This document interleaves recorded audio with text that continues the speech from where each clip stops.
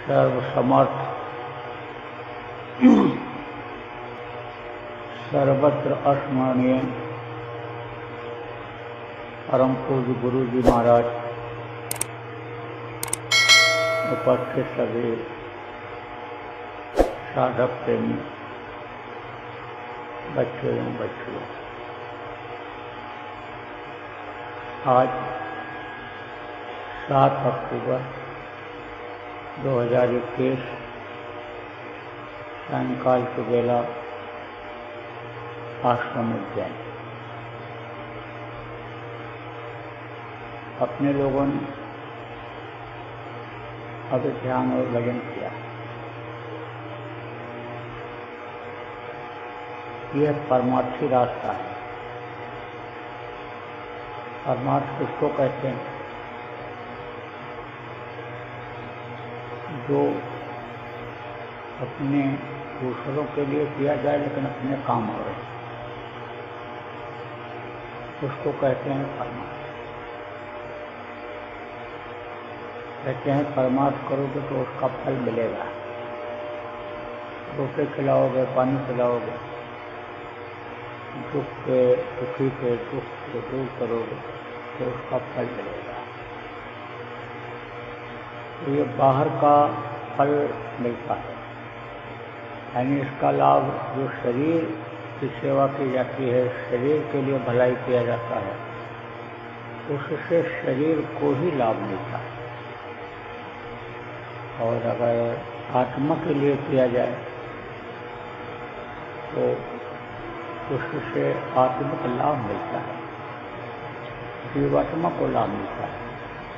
नरकों से छुटकारा पाती है, प्रवासी नहीं जाती है, यह अपने घर अपने वर्तमान मालिक के पास पहुंच जाती है। इस काम के लिए यह शरीर मिला और दुनिया में आए, वो काम पूरा हो जाता है।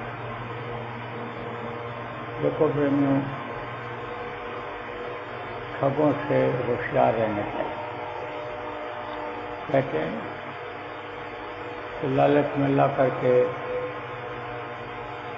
और नकली चीज दे करके और असली चीज लेकर चले जाएंगे। कहते हैं ठग गए। क्यों ठग गए? इसलिए ठग गए कि सोना दिखाया और कहा कि ये इतने का है, यानी समझो 1 लाख का है, लेकिन इनको 50,000 रुपया में दे देंगे।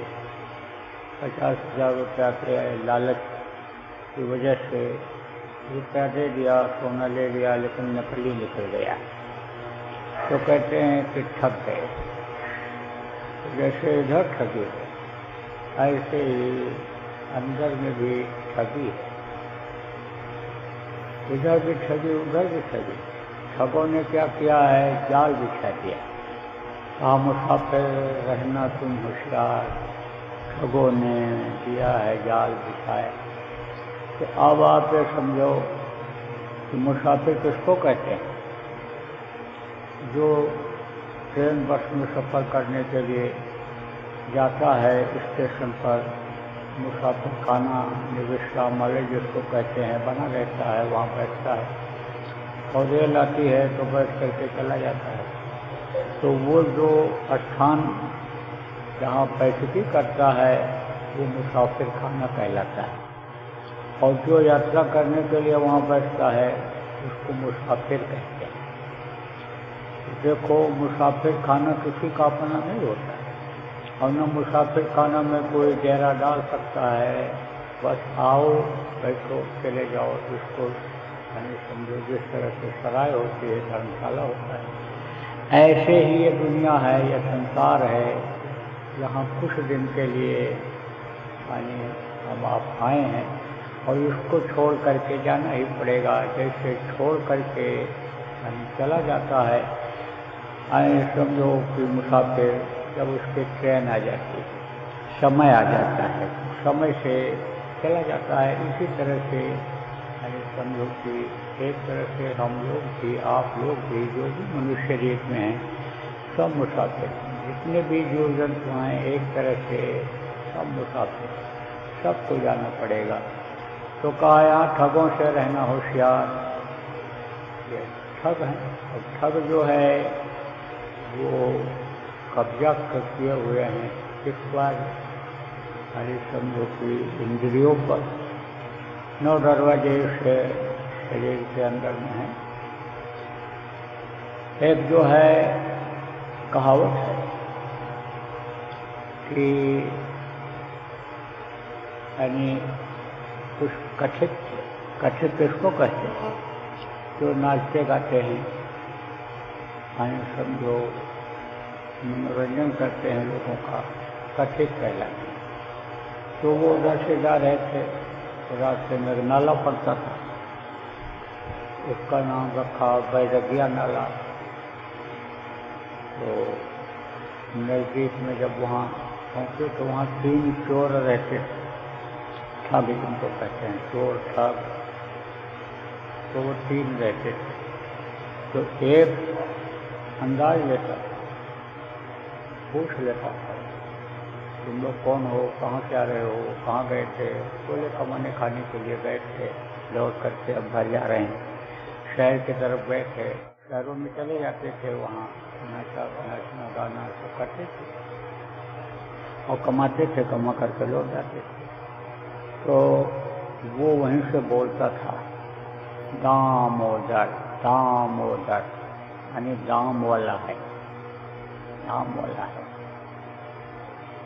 तो दूसरे के पास जब पहुँचता तब यानी वो अंदाज लेता था कि यहाँ लूटने लायक, मारने लायक है, मारपीट के लूटने लायक है कि और आगे कहीं।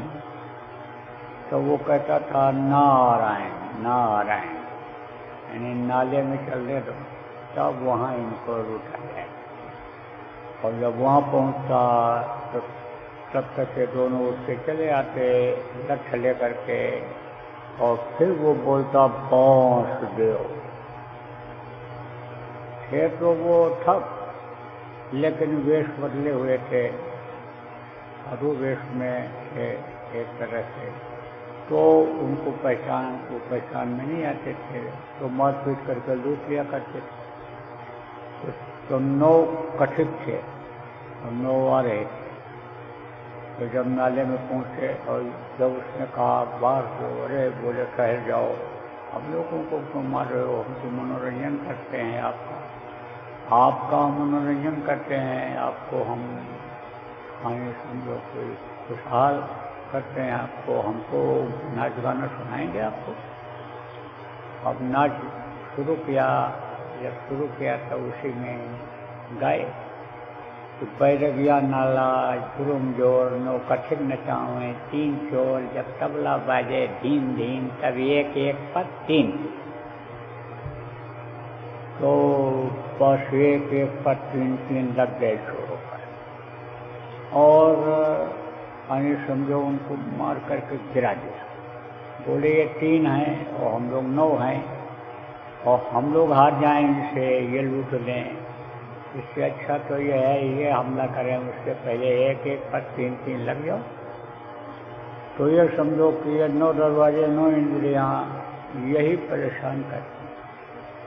और ये जो ठग जिनको कहा जाता है, ये रजोगुण तमोगुण सतोगुण, ये ठगी का काम करते हैं। अब आप ये समझो कि ये यानी आराम तो दिलाते, जैसे उन लोगों ने कहा आनंद हम आपको कराएंगे, खुश करेंगे, तो ये शरीर को आराम तो दिलाते हैं, लेकिन ये इसी में आदमी लुट जाता है। सबसे बड़ी चीज़ आदमी की होती है, कीमती चीज़ होती है उसका समय।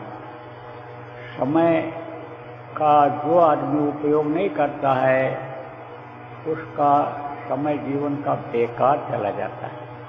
तो समय सबसे कीमती होता है। अब आप ये समझो कि रजोगुणी तमोगुणी और सतोगुणी यानी समझो ये चलती है, और इसमें समय निकलता है। अब आप ये समझो रजो सत्व तम प्रिय गुण से न्यारा है। इससे जब आगे जीवात्मा जब आगे बढ़ेगी तब अपने वतन अपने घर पहुँचेगी। ये सारे जितने के जितने हैं ये सब छूट जाएंगे जब, तब ये अपने घर पहुँचेगी, अपने वतन पहुँचेगी। अब ये जितनी भी चीज़ें हैं ये है सब साधकों के अंदर तेज होती हैं। काम है, क्रोध है, लोभ है, मोह है, अहंकार है, रजोगुण, तमोगुण, सतोगुण, ये सब कैसे आते हैं? ये है उसके खान पान, जिसको आचार विचार कहते हैं, आहार व्यवहार कहते हैं, आहार व्यवहार कहते हैं, चाल चलन को समझो आचार विचार कहते हैं। ये सब इन पर निर्भर करता है। परमार्थी को इसीलिए कहा गया बहुत होशियार रहना चाहिए, सजग रहना चाहिए, फूंक फूंक करके कदम रखना चाहिए।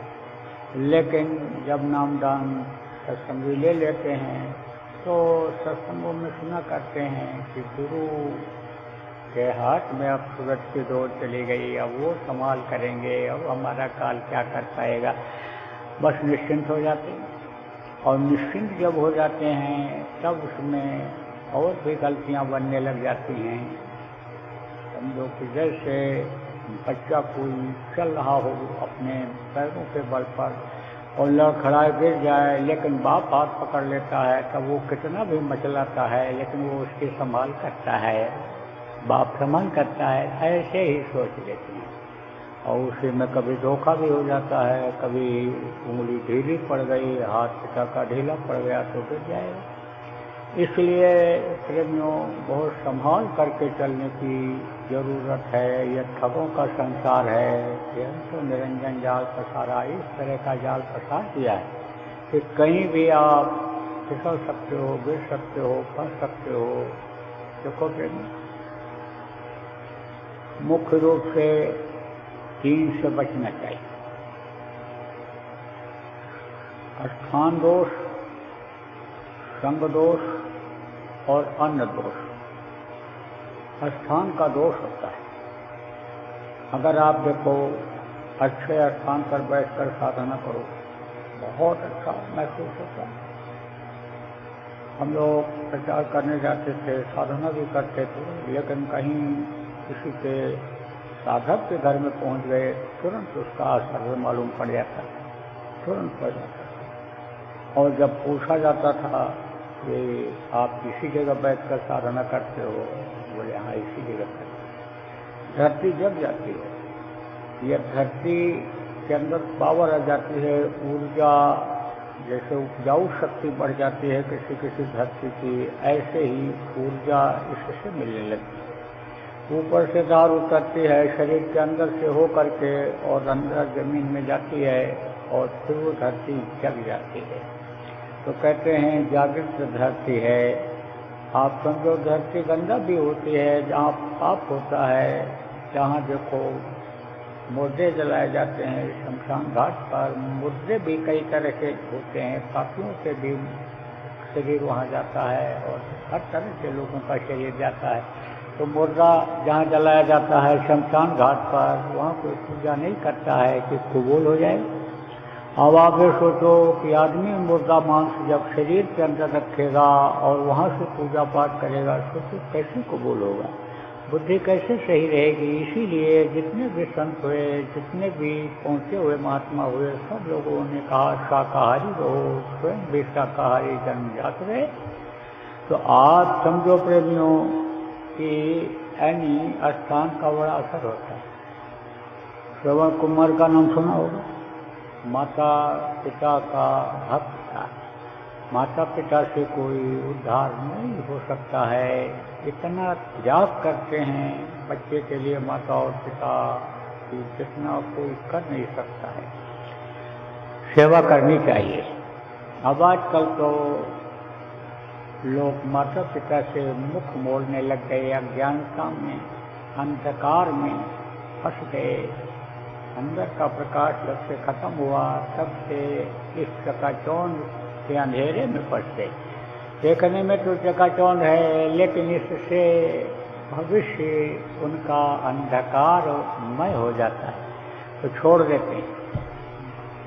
माता पिता की सेवा करना क्या, घर से सब लोग निकाल देते हैं अज्ञानता में। नहीं करना चाहिए, सेवा करनी चाहिए माता पिता की। सेवा करता था और कंधे पर बिठा करके डोली बनाया, डोली पर बिठाया, एक तरफ माता को एक तरफ पिता, कंधे पर बैठा करके तीर्थ यात्रा कराया था। चारों धाम जिसको कहते हैं। तो तीर्थ यात्रा कराते जब दिल्ली में पहुंचा तो उसकी बुद्धि खराब हो गई और तरह तरह की उलूल जुलूल बातें करने लग गया। बोला कि अरे तुमने तो जिंदगी बर्बाद कर दिया, मेरे चलते चलते तलवे घिस गए, अरे मैं क्या कुछ कर पाऊंगा, मेरी जिंदगी तो तुम्हारी सेवा में ही चला जाए।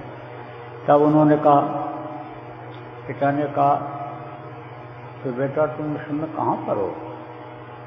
बोले दिल्ली में। तो कहा तो ठीक है, आगे चलो, तुमको ब्रज भूमि में छोड़ दें, वहाँ बहुत से मंदिर हैं, हम कहीं किसी मंदिर पर रह जाएंगे, यहाँ से ले चल के फिर हमको छोड़ दो और तुम अपना जाओ, घर बसाओ, गृहस्थी बढ़ाओ, तरक्की करो, तुम्हारे लिए हमारी शुभकामना है। काम करके ले गया। जब उधर पहुँचा और फिर रखा वहाँ सुस्ताया विश्राम के लिए, तो पिता ने पूछा कहाँ पहुँच गए? उसे दिल्ली के बाहर इधर ब्रज भूमि में आ गए। तो बोले कि तो ठीक है, देखो यहाँ कोई मंदिर मिल जाए तो हमको वहीं छोड़ देते चले जाओ। अरे बोला, आप मेरे देवता हो, आप मेरे भगवान हो, मात्र पित्र देव हो, देवता हो, आपको कैसे छोड़ सकता हूँ? जिंदगी जब तक रहेगी आपकी बराबर सेवा करता रहूँगा। माँ ने पूछा पिता से कि वहाँ इसको क्या हो गया था? बोले भूमि का असर हो गया था। कौन सी ऐसी भूमि वहाँ आएगा?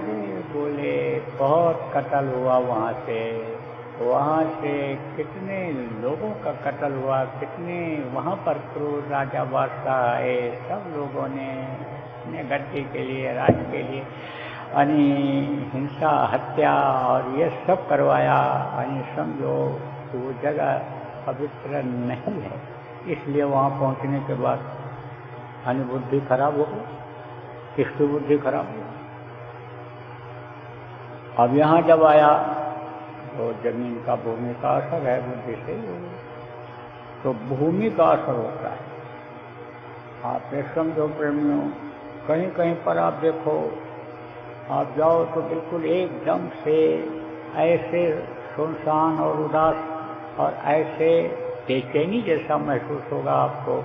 जो लोग साधना करते हो महसूस कर सकते हो। ऐसी जगह जहाँ पर बहुत जानवर काटे जाते हैं, जहाँ पर बहुत प्रेतात्माएँ रहती हैं, वहाँ पर शांति नहीं मिलती है।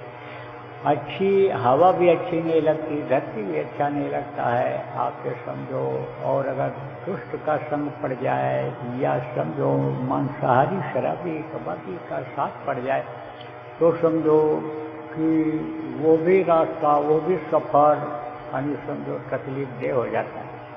शाकाहारी से बात करो, उसके विचार, उसकी भावनाएं, साधक से बात करो, उसके विचार, उसकी भावनाएं अलग आपको दिखाई पड़ेंगी। महसूस करोगे कि हम अच्छे के साथ सफ़र कर रहे हैं, हम अच्छे के साथ हैं। समझो कि साथ का बड़ा असर होता है। इसीलिए तो साधक ने सतगुरु से मांगा, साध संग मोह देव नित, परम गुरु दातार, या मेरे मालिक मुझे साधक का संग दो। तो साथ का असर होता है। देखो संगत ही गुड़ होता है, संगत ही गुड़ जाए, बांस फांस और मिश्री एक भाव बिकाए। मिश्री के अंदर रस्सी पड़ी रहती है, बांस के टुकड़े पड़े रहते हैं, तो भी मिश्री के भाव ही बिक जाते हैं। 1000 रुपया किलो मिठाई खरीदो और वो कागज के डिब्बे में रख करके तौल देता है, तो वो कागज भी जो है वो भी 1000 रुपया किलो खरीद करके आप ले आते हो। आप देखो जब तक डिब्बी के अंदर हीरा रहता है, सोना रहता है, अंगूठी रहती, कोई भी जेवर रहता है, तब तक उसकी कीमत रहती है।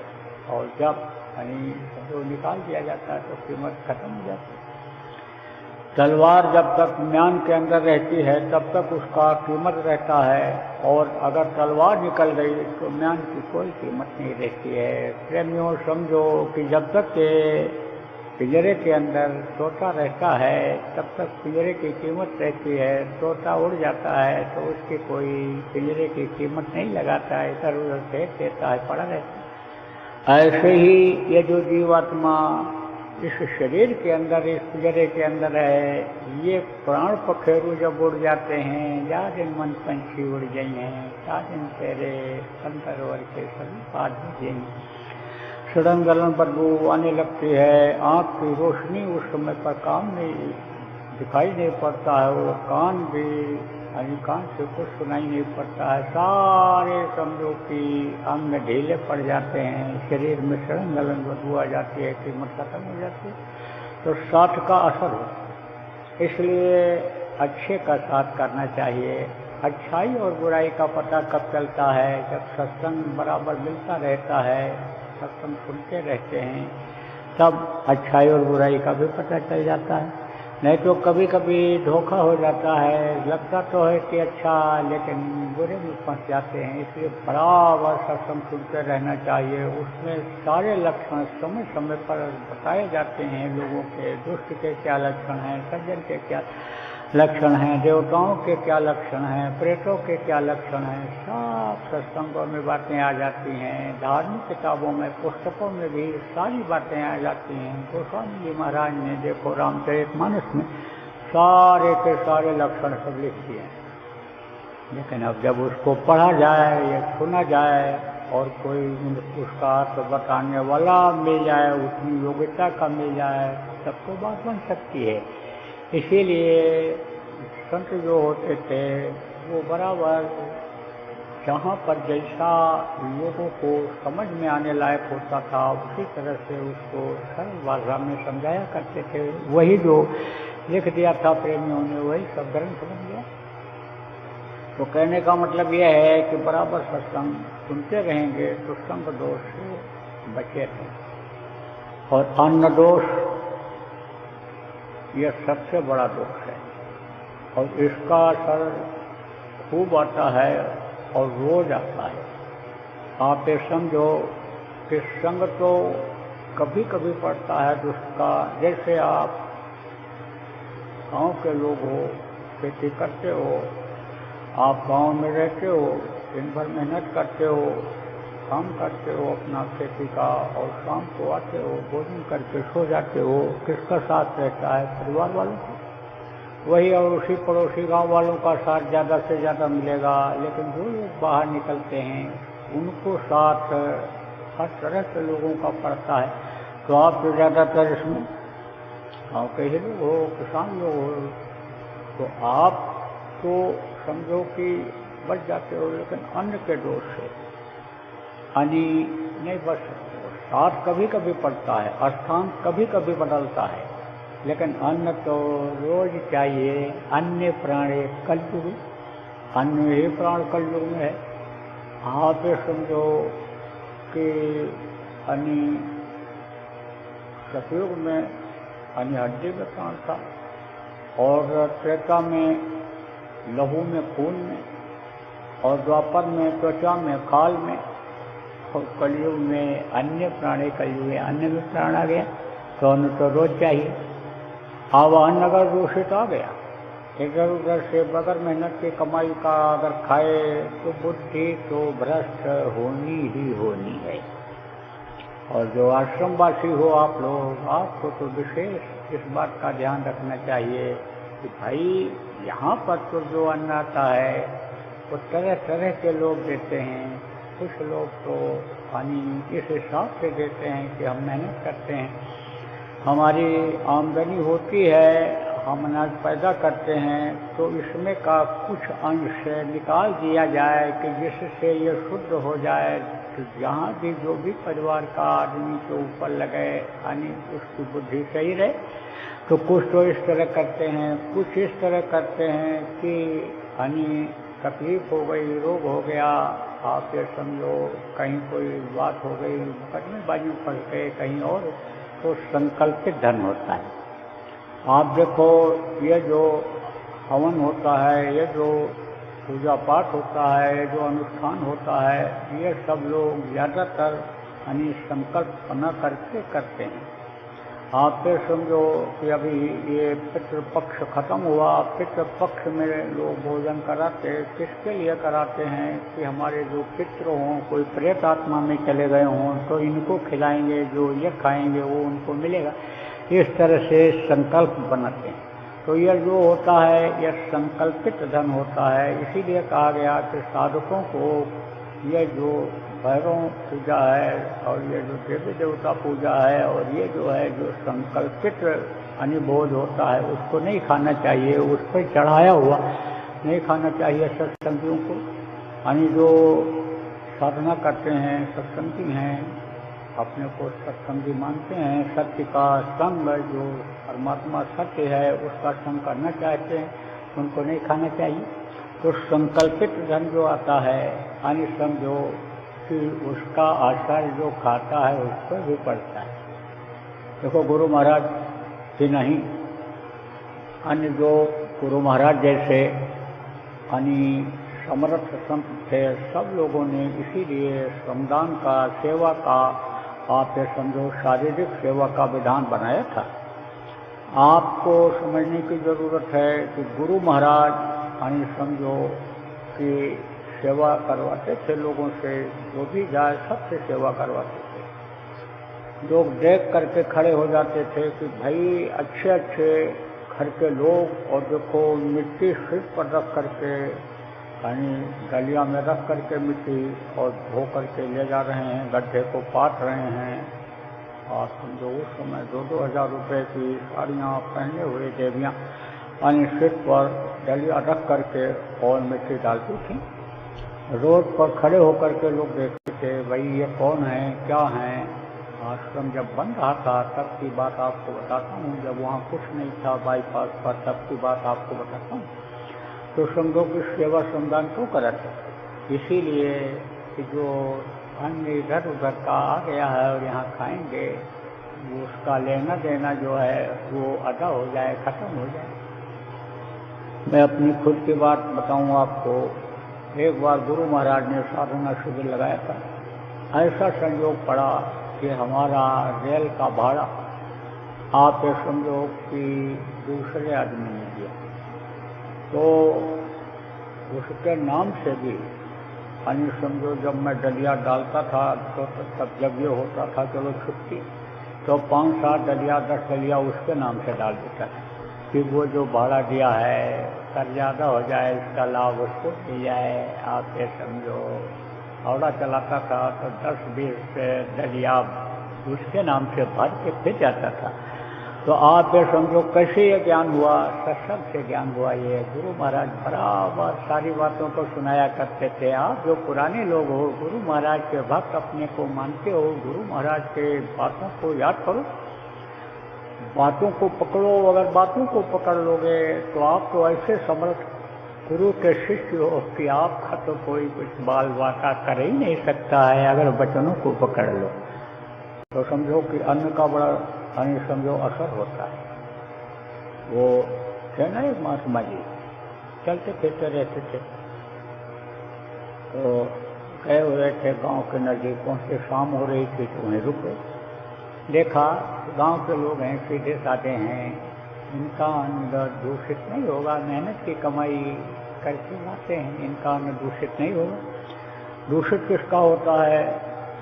जो मेहनत नहीं करते हैं उनका दूषित होता है, आ जाता है। बगैर मेहनत के ले आते हैं, जितना मिलना चाहिए उससे ज़्यादा ले आते हैं, कैसे भी ठग करके, धोखा दे करके, गलत हाथ से लिख करके, मुंह से गलत बोल करके वो दूषित हो जाता है। और जो अन्य राजा महाराजा जैसे लोग रहे कि प्रजा को दबा करके टैक्स लेते थे, काली गुप्ता दे करके उनके कर्मचारी तकलीफ दे करके लाते थे, वो तो समझो कि रक्त ही के सम हो जाता था। वो गए हुए थे ना, ये गुरुओं में थे, 10 गुरुओं में महात्मा जी, गुरु जी।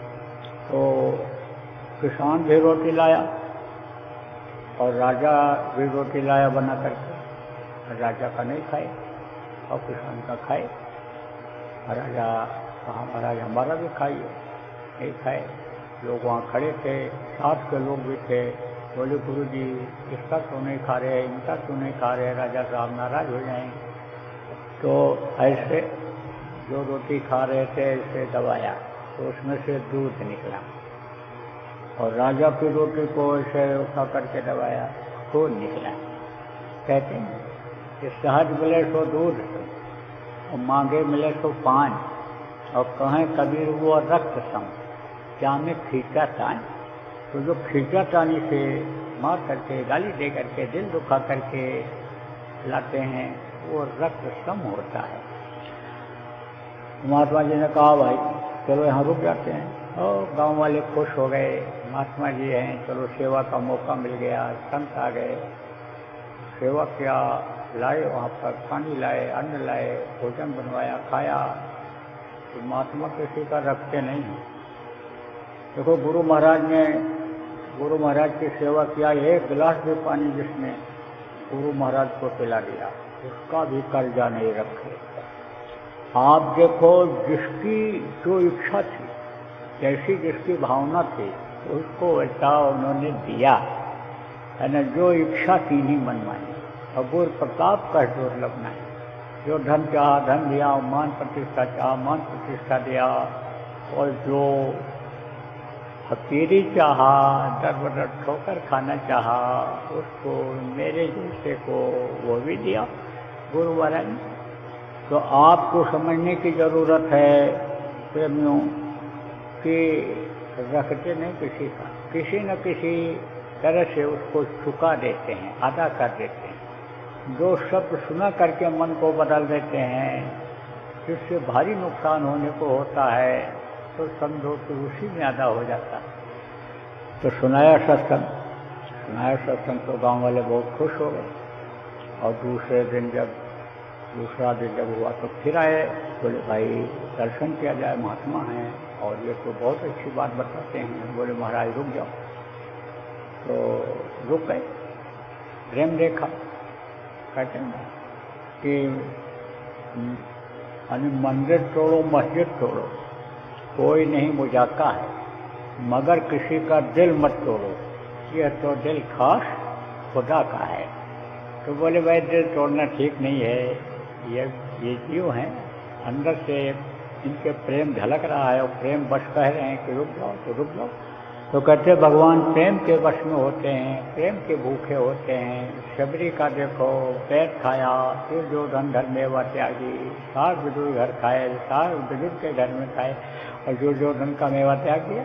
तो ऐसे स्वीकार कर लिया। तो गांव में एक व्यापारी रहता था पठान नाम का। तो लोगों ने पठान को भी बताया, पठान भी गया, देखा, दर्शन किया, तो कहा कि सामान आज मेरी दुकान से आएगा। गाँव वाले भी सोचे भाई हम लोग तो वही सूखी रोटी ले जाएंगे, ये तो बड़ा आदमी है, दुकान द्वार पर सब सामान है, सब ले जाएगा, उस तरह का खिलाएगा, महात्मा की सेवा अच्छे ढंग से हो जाएगी। हर कोई ये चाहता है कि अतिथि को हम अच्छे से अच्छा भोजन करावें, अच्छे साफ सुथरा बिस्तर पर सुलावें, इनका आदर सत्कार सम्मान बराबर करते रहें। तो इस तरह से हर कोई ये चाहता है। तो गांव वाले भी यही चाहते थे कि ठीक है इनको भोजन मिल जाए सबको। अब वो ले आया सामान, और उसने गांव वालों से कहा कि ठीक है हमारे यहाँ से रोज सामान आएगा, और वो भी सत्संग में जाने लग गया। तो वहाँ पर रुक गए महात्मा जी। आसपास के गांव से भी लोग आने लग गए, काफ़ी दूर तक खबर पहुँच गई। सत्संग सुनने के लिए भारी संख्या में लोग आने लग गए। लोगों को सत्संग का लाभ भी मिलने लग गया, परिवर्तन भी लोगों में दिखाई पड़ने लग गया। जो कमियां थी लोगों की दूर होने लग गई। तो महात्मा जी ने कहा भाई चलो कुछ समय तक यहाँ रुक जाते हैं। झोपड़ी बना दिया गांव वालों ने, एक आश्रम जैसी व्यवस्था बना दी वहाँ पर, और आने लग गए सत्संग सुनने के। तो कुछ लोगों की ये सोच रहती है कि पाप करो लेकिन पुण्य कर दोगे तो वो पाप क्षमा हो जाएगा। तो चोरों ने यानी समझो चोरी किया और बोले कि देखो 6 बोरी या अनाज चुरा करके लाएं तो 1 बोरी खर्च कर दिया जाए इसमें से, और 5 लोग हो अपने लोग, 1-1 बोरी ले लो, 1 बोरी में भंडारा करा दिया जाए, खिला दिया जाए लोगों को। बोले ठीक है। तो महात्मा जी के आश्रम पर भी आने खबर आई कि भोज हो रहा है, आप लोगों का भोजन वहाँ पर है। तो लोग तो सोचे बढ़िया खाने को मिलेगा, लेकिन महात्मा जी कुछ नहीं बोले। जब सब लोग नहीं गए, बोले भाई लोग केले के पात के बात में पात, क्यों संतों के बात के बात में बात। जैसे देखो केले के पत्ते में पत्ता होता है, तना नहीं होता, पत्ते के ऊपर पत्ता ऐसा लगता चला जाता है और पेड़ बन जाता है। तो वैसे बोले कि इनके बात में तो कोई बात है, नहीं बोल रहे हैं, नहीं जाने के लिए कह रहे हैं कि हमको तो नहीं जाना है, तो हम भी लोग कैसे जाएं। और साधु महात्मा जो वहाँ नज़दीक में थे उनको बुलाया, गांव के प्रतिष्ठित लोगों को बुलाया, और इसको भी बुलाया, किसको, पठान को। तो पठान गया वहाँ, खाया, और खा करके जब लौटा तो खाने के बाद ही उसका असर हो गया। जैसे कोई नशीली चीज़ आदमी खा ले तो खाने के तुरंत थोड़ी ही देर के बाद नशा करने लगता है, ऐसे ही बुद्धि खराब होने लग गई। रास्ते में ही सोचने लग गया है, अरे बहुत दिन हो गया भंडारा करते हुए, इतना खर्चा हो गया, नहीं करेंगे अब भंडारा नहीं देंगे कुछ खर्चा, और साल में यानी समझो 6 महीने में जो भंडारा होता है उसको भी हम नहीं करेंगे। बड़ा भंडारा कर, कभी कभी गुरु जी की मौज हो जाती थी कि बड़ा भंडारा कर दो, तो उसको भी वो वही करता था, बोला नहीं करेंगे। फिर आया, सोचा चलो अच्छा थोड़े ही तो लोगों का खर्चा है, अनाज तो दे देते हैं, लेकिन बड़ा भंडारा अब नहीं करेंगे। फिर उसके बाद में असर उसका देर तक रहा। रात को यानी समझो जब सोने के लिए गया तो अपनी पत्नी से कहा कि हम सोच रहे हैं कि आश्रम का भंडारा बंद कर दें, तब वहाँ कुछ न दें। तब पत्नी ने कहा मत बंद करना, जब से भंडारा तुम चलाने लगे हो देखो कितनी बिक्री बढ़ गई, कितना सामान बढ़ गया दुकान पर। क्या था आपके जब यानी भंडारा शुरू किए थे, और अब देखो भंडारा तो तुम मत बंद करनी। तो देने लग गया, चलो ठीक है भेजो। फिर भेज दिया। 1-2 दिन जब बीता, गया नहीं, जाता था, सुबह भी जाता था, दर्शन करता था, शाम को सत्संग होता था उसमें भी जाता था। अब देखो असर कई दिन तक रहता है। यानी समझो कि ज़्यादा खराब अन्न अगर कोई खा ले तो समझो कि 40 दिन तक असर रहता है। अगर वो उसको ख़त्म न किया जाए भजन के द्वारा, सेवा के द्वारा अगर ख़त्म न किया जाए तो उसका असर बराबर रहेगा। वो चीज़ दिमाग से हटेगी नहीं, बराबर आती रहेगी। बुद्धि खराब करने वाली चीज़ें आती रहेंगी बराबर। तो यानी समझो क्या, तो गुरु जी ने ऐलान किया, कहा देखो प्रेम भंडारा होगा और 1000 आदमियों को खिलाना है, और 3 दिन के अंदर यानी समझो इंतजाम करो तुम लोग। और लोग सोचे कहाँ से होगा, कैसे होगा। फिर लोगों ने कहा ये पठान करेगा और कौन करेगा, जो आश्रम के लोग थे, साथ के लोग बोले पठान करेगा। तो पठान के यहाँ एक आदमी आता जाता था, ज़्यादा प्रेम था आश्रम का। गया शाम को तो कहा कि अरे पठान भाई तुम आए नहीं? हाँ नहीं आए। अरे पठान भाई आप तो गुरु महाराज ने ऐलान कर दिया, कहा कि भंडारा करना है, 1000 आदमियों को खिलाना है, समय नहीं है, बस 2-3 दिन के अंदर इंतजाम करना है। सोच लिया, अब की बात तो नहीं, कुछ नहीं बोला। थोड़ी बहुत बात बेरुखी से किया, वो भी समझ गया मूड इसका ऑफ है, घाटा हो गया होगा, कहीं मुनाफा कम मिला होगा, तभी ये दुखी है। कहते हैं व्यापारियों को मुनाफा ऐसा जिस दिन ज़्यादा हो जाता है खूब चेहरा खिला हुआ रहता है, और जिस दिन आमदनी कम होती है उस दिन फिर यानी समझो कि झुका हुआ चेहरा लटका हुआ रहता है। तो कहा आज आमदनी कम हुई होगी तो इसीलिए इसको तो पैसा चाहिए, पैसा बनिया प्रसन्नम कौड़ी सदाम में कहावत कही जाती थी पहले।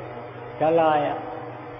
अब दूसरे दिन गया, जब थोड़ा नशा कम हुआ उसका खराब अंधा, दूसरे दिन गया, प्रणाम किया, बड़े प्यार से कहा, पठान ठीक हो बेटा? हाँ ठीक है। तो कहा देखो भंडारा करना है। तो यही सोच ही रहा था कि बोल दूं कि अब की बार नहीं करूँ। तब तक बोल पड़े 1000 आदमियों को खिलाना, और ज़्यादा समय नहीं, 2-3 दिन का समय है। फिर सोचा कि कह दूं अब की बार मैं कोई सहयोग नहीं करूँ। तो कहते हैं संत न देखें चाल कुचाल, वो परखें अंतर काल, समझ गए। अब उसकी प्रतिष्ठा भी रखनी थी, इज्जत भी बनाए रखनी थी, उसको सबक भी सिखाना था, क्योंकि संत जिसको अपना लेते हैं अपने बच्चे की तरह से मानते हैं। जैसे बाप और बेटे का संबंध होता है, ऐसे गुरु और शिष्य का संबंध हो जाता है। तो अपने बेटे के लिए तो कोई भी अनिष्ट नहीं चाहता है, ना अनिष्ट करना चाहता है, ना उसके सम्मान मान प्रतिष्ठा या धन दौलत में कमी लाना चाहता है। तो बोल पड़े कि अरे वो हमारा भगत है, अरे वो मोती, चला जाओ उसके पास और उससे कह दे 1000 रुपया दे दे। अब ये खड़ा सोच रहा है वो कहाँ से देगा, सब पर भी उसका ठीक से नहीं रख जाता है, रख पाता है, दिन में कमाता रात को खाता, उसके पास 1000 रुपया इसमें कहाँ से आएगा। सस्ता जमाने में 1000 रुपये की बड़ी कीमत थी। फिर बोले अरे जा जा, तू खड़ा क्यों है, जा जल्दी कर, जा उससे कहते दे देगा वो, जा। चल पड़ा। आदेश कहते हैं गुरु का आदेश चाहे रैन में हो, चाहे बैन में हो, चाहे सैन में हो, तुरंत लागू करना चाहिए, समय न निकलने पावे। खराब समय को तो टाल देना चाहिए। अगर मालूम हो जाए कि खराबी आएगी जाने से, तो सब क्रोध में आदमी चल पड़ता है, मार देंगे काट देंगे, तो वो समय टालना चाहिए। और अगर उपदेश करना है, किसी की भलाई करनी है, तो कहीं मन बदल न जाए, इसलिए तुरंत कर डालना चाहिए, चल पड़ना चाहिए। तो चल पड़ा, गया, देखा उसने, खुश हो गया, वाह रे पठान भाई, वाह रे पठान भाई, अरे खूब आए भाई, खूब आए, हम गरीब पर भी दया किया। तो कहे संदेशा लाया हूँ। पठान ने कहा किसका संदेशा? गुरु जी का। अरे गुरु जी का संदेशा, मुझ नाचीज को गुरु जी ने याद किया? हाँ याद किया। किस लिए याद किया मालूम है? नहीं पठान भाई बताओ, जल्दी करो, देर मत करो। तो कहा मैं सोच रहा हूँ तुमको बताऊँ कैसे। अरे पठान भाई आप नहीं बताओगे, आप तो हमारे गुरु भाई हो, गुरु भाइयों का स्थान ऊँचा होता है, भाइयों का, सगे भाई का, खून के रिश्ते वालों का स्थान उतना भारी नहीं है, बड़ा नहीं है, ऊंचा नहीं है जितना गुरु भाई का है। गुरु महाराज ने बताया, सत्संग में सुनाया कि मरने के बाद अपने भाई जो खून के रिश्ते वाले हैं भूल जाते हैं, गुरु भाई नहीं भूलते, वहाँ भी मिलते। तो भाई आप नहीं बताओगे कौन बताएगा, जल्दी करो, क्या संदेशा है?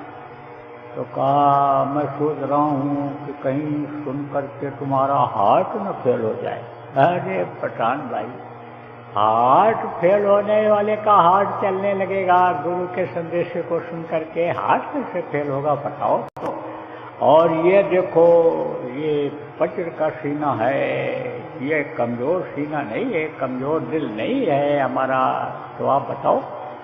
तो कहा है कि 1000 रुपये का इंतजाम कर दो, मोती कर दे दे, भंडारा करना है, 1000 आदमियों को खिलाना है। बोला ठीक है, गुरु महाराज की दया होगी, हो जाएगा, चलो अच्छा भोजन करो। भोजन किया, भोजन करके निकल पड़ा। अच्छा चलो पठान भाई, चलो घूमा जाए, थोड़ा दिखावें आपको, अपनी एरिया दिखा दें।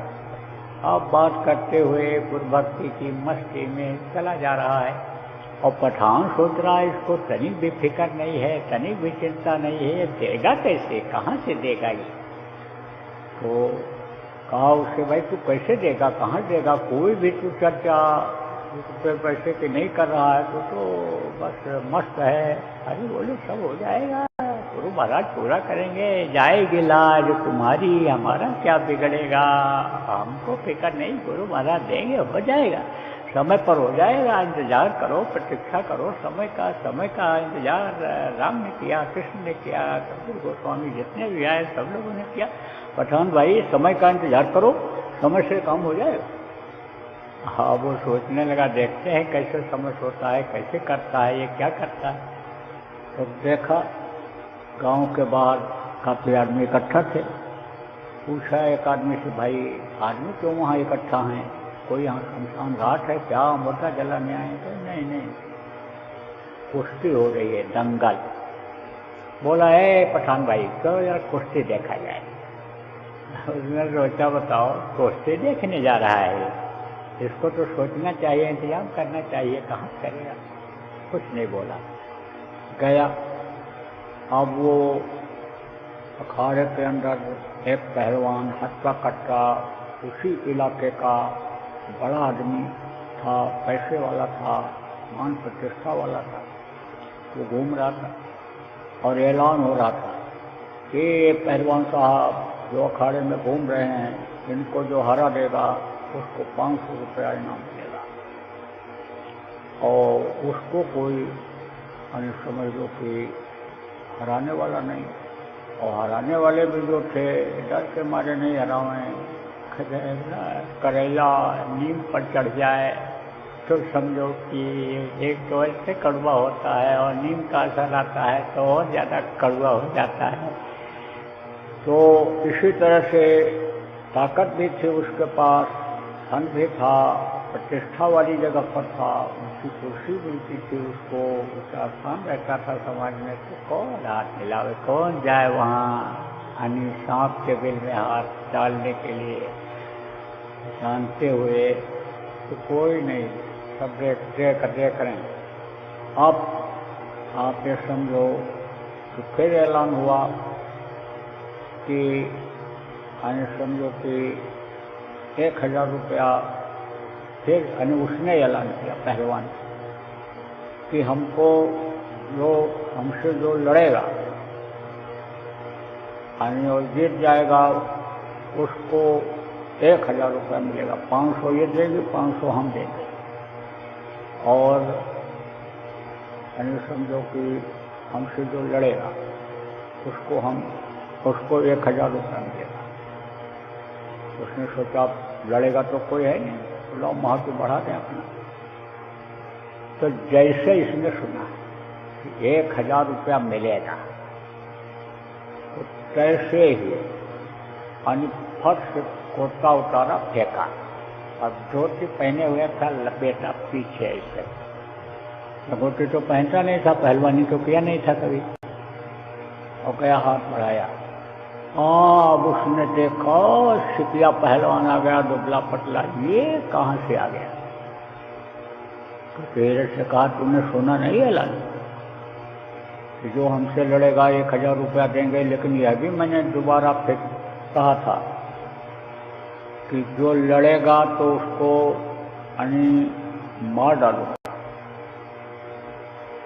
चाहे जीते चाहे हारे, मिलेगा तो, लेकिन जिंदा नहीं छोड़ूंगा। इसको भी ऐलान किया था पहलवान कि जो लड़ेगा समझो जीत जाएगा तो दे देंगे, और हार जाएगा तो मार डालेंगे। तो कहा सुना नहीं तूने? तो कल सुन के ही तो आया हो। कहा तो तू मरने आया? हाँ मरने आया। मरने आया 1000 रुपया के लिए? हाँ मरने आया हूँ। तो कहा आखिर ये 1000 रुपया लेगा कौन से मरने के बाद? उसको तो मैं मार डालूंगा, छोड़ूंगा तो है नहीं, तो लेगा कौन 1000 रुपये? तो कहा वो पठान लेगा, इसको दे देना। तो पठान कौन है? ये हमारा गुरु भाई है, इससे तूने कर्जा लिया कभी? कभी नहीं लिया। तो फिर इसको तू क्यों देगा? अरे ले जाएगा, हमारे गुरु महाराज को देगा, हमारे गुरु महाराज भंडारा करेंगे, 1000 लोगों को खिलाएंगे। हैं? तेरे गुरु कौन है? बताया। अब वो सोचा कि भाई गुरु के आदेश पर भंडारा करने के लिए मरने जा रहा है 1000 रुपया के लिए, तो कैसा इसका गुरु होगा?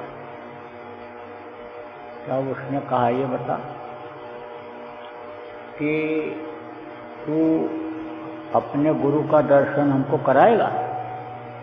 एक मैं तो हार जाऊंगा और तू जीत जाएगा और तू जिंदा रहेगा और तुझको 1000 रुपया मिल जाएगा, लेकिन तू अपने गुरु का दर्शन कराएगा? कहा, अरे जिंदा रहूंगा तब तो कराऊंगा। अरे जिंदा तो रहेगा, बोल तो रहा हूँ, मैं हार जाऊंगा और तू जीत जाएगा, तुझको मिल जाएगा 1000, मेरी तरफ से 500, कमेटी वालों की तरफ से 500 मिल जाएगा तुझको। तो तू दर्शन कराएगा? बोला, दर्शन करा लूँगा। वो तो सबके लिए हैं, सबसे मिलते हैं, किसी से भेदभाव नहीं रखते हैं, कोई उनके यहाँ जात पात का भी चक्कर नहीं है। इस तरह से यानी नदी होती है, सबको पानी पिलाती है, वृक्ष होता है, सबको फल देता है, इसी तरह हमारे गुरु हैं।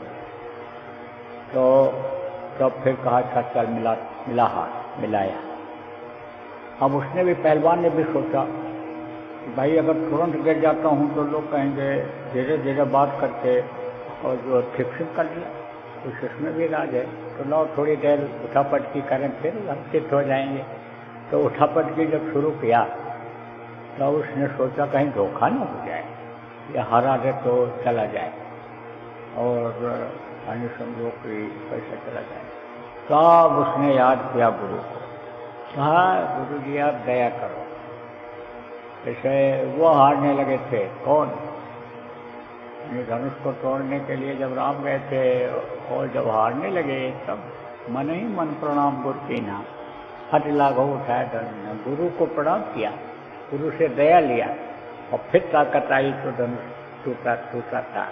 आप लोगों को सुनाया था पीछे सत्संग कैसे हुआ, पिछले सत्संगों में पड़ा होगा, यूट्यूब पर चैनल पर भी आया होगा। तो आप ये समझो प्रेम कि याद किया जैसे गुरु को, कैसे ही ताकत आ गई और थाम से गिरा वो पहलवान, और उसके सीने पर सवार हो गए। लोग वाह वाह वाह वाह वाह वाह कहने लगे, 1000 रुपया मिल गया। दूसरे दिन लेकर के उसको गया गुरु के पास, 1000 रुपया रख दिया। अब ये तो आवा पठान, उसका देखो क्या करिश्मा हो गया, किस तरह से हो गया। और गुरु जी के पास जब पहुंचा पठान, देखा गुरु जी ने और अंदर अंदर में उसकी आत्मा से बोले, देखा तूने कैसे होता है, क्या होता है? तो कहने का मतलब ये है प्रेमियों कि नशा अन्न का भी बड़ा खराब होता है, बचना चाहिए, ध्यान रखना चाहिए। आप ये समझो, आप सत्संगी प्रेमी जो यहाँ बैठे हो या ऑनलाइन जो सुन रहे हो, इन चीज़ों का ध्यान नहीं रखते हो। कहीं भी खा लिया, किसी के यहाँ भी खा लिया, मन नहीं मानता है, कोई चीज़ खाने पीने में तमाम चीज़ें बनावटी आ रही हैं, मिलावटी चीज़ें आ रही हैं, तमाम ऐसी चीज़ें आ रही हैं कि जो तुरंत मन खराब कर रहे हैं, उसका असर पड़े। इसलिए थोड़ा थोड़ा ध्यान रखना चाहिए। आगे न रूखा सूखा खाई कर, ठंडा पानी पियो, देख पढ़ाई तू पड़ी, मतलब चावे यू, तो ज़्यादा ध्यान ही ना दो, देखो ही नहीं, उधर देखोगे तो मन कहेगा ही। कोई चीज़ जब देखोगे किसी का खाते या देखोगे दुकान पर सजावट है, वो है, यह है, वो है, तो मन नहीं मानेगा। तो थोड़ा होशियार रहने की जरूरत है। कहाँ ठगों से रहना, तुम होशियार। ये तरह तरह की दुकानें, तमाम तरह के होटल, तमाम सिनेमा, तमाम ये चीज़ें, ये सब क्या, ये सब वही जाल है, काल का जाल है। तो इसमें बहुत होशियारी से अपना सफ़र करना है। यानी आप हम सब लोग मुसाफिर हैं, जितने भी लोग इस धरती पर चलते फिरते हैं, आसमान के नीचे रहते हैं, जितने भी लोग हवा पानी का इस्तेमाल करते हैं शरीर को चलाने के लिए, सब मुसाफिर हैं। उस मुसाफिरों को बहुत ही होशियार रहने की ज़रूरत है। तो बोलो जय गुरुदेव, जय गुरुदेव, जय गुरुदेव।